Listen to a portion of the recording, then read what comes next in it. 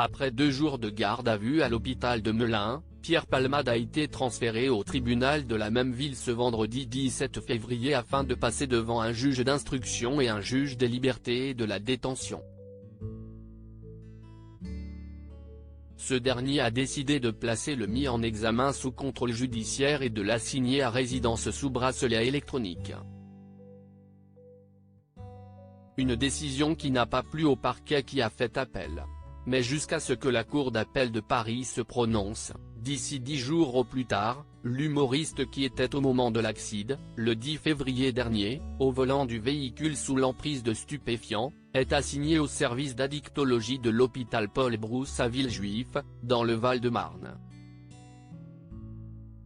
Un lieu où il pourrait rester au moins 6 mois. En effet, BFM Télévision a révélé ce samedi 18 février que cette assignation à résidence est valable 6 mois renouvelable.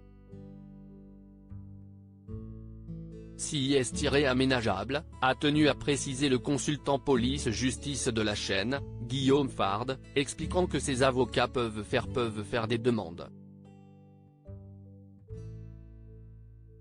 Mais comme le parquet a fait appel, il est possible que cette assignation ne dure quelques jours s'il était finalement placé en détention provisoire.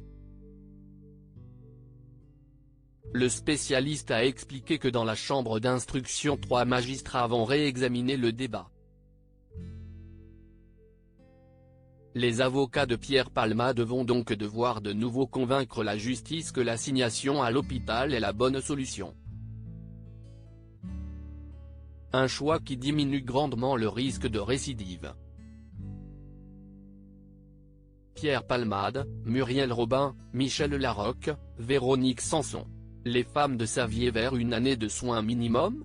Est-ce que cette dizaine de jours sera suffisante pour voir une amélioration de la santé de Pierre Palmade, qui lutte contre ses addictions depuis 30 ans? Le temps de l'hospitalisation est plus souvent utilisé pour faire le point, voir s'il y a des comorbidités. Ça permet de faire cet état des lieux. Il est rare que tous les problèmes soient réglés à l'issue d'une courte hospitalisation de 2-3 semaines. En général, ça nécessite des soins ambulatoires, a répondu sur BFM Télévision le médecin addictologue de l'hôpital Bichat, à Paris, Guillaume Davido. Selon lui, il faudrait 1 an rien que pour faire un diagnostic d'addictologie. Il faudrait donc s'attendre à 1 année de soins. Article écrit en collaboration avec 6 médias Crédit Photo, Cyril Moreau.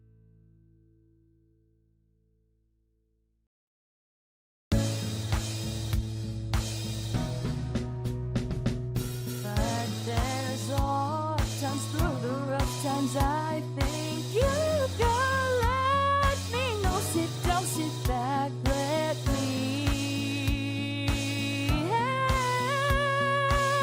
you out. The step I gotta seek, so I see you out there's on your